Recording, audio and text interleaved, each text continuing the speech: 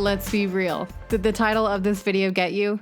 Good. You're about to learn something about Bitcoin price movements and other related factors like network activity and how they correlate to one another. Now, if you're a trader, this is a great tool to use to make smarter trades. And as a hodler, this will help you hodl harder. Now, be sure to stick around until the end of this video to hear my thoughts on it. Don't worry. This video isn't very long, and it includes information about Cryptopia and how they are planning on repaying some $23 million to their users. The New Zealand exchange is now offering rebates to those who have lost funds due to the hack that occurred earlier this year.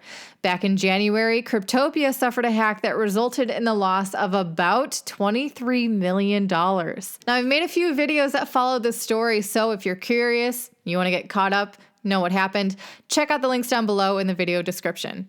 So, Rob Dawson, the co-founder, he refutes claims that this latest hack was an exit scam, and he says that they actually have plans to not only return, but to be better as well. We'll see about that. For now, there are hopes that trading can continue by the end of this month, that is March. It'll be interesting to see what kind of volume we're seeing on Cryptopia if that happens. In the meantime, they are issuing rebates in the form of CLM coins, which stands for Cryptopia Loss Maker coins. Now, these coins are planned to represent the New Zealand dollar amount of coins that the user had lost due to the hack. Now, for those of you who it may concern, you can now cancel any standing orders that you may have had on your account there. And as always, please refrain from sending any funds to any wallets that you had there prior to the attack, especially Ethereum, because the hacker is still in full control of those private keys, which is a perfect example of the tried and true phrase here in crypto land. That is not your keys, not your coins. The hacker got the keys, and you better believe they are happy about all of the coins they can now control. All right. Now let's take a look at Bitcoin prices and its network activity to find the similarities and understand the differences. Now, there's an article you can find on CoinDesk, which I'm showing you right here. Of course, I will provide a link down below so you can check it out yourself. Now, this article declares that the creation of new active Bitcoin wallets isn't necessarily an indication for an increase in price, at least not in the very near future.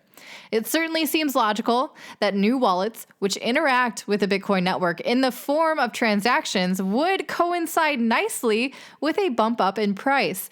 But why is this not the case? Now, the article does not make any real explanations in this regard as to why, but today I want you to explore this scenario with me. I want to give you a moment to ponder why this might be. Are you ready for a hint? Okay, here it comes.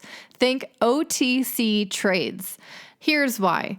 Now, this article describes what is called a TAR ratio, which stands for transaction amount to active addresses ratio. As it turns out, this particular ratio is proving to be more accurate than taking into account only the number of new active wallets. More accurate meaning that this TAR ratio follows more closely to the price action of Bitcoin rather than just the rate of new active wallets being created.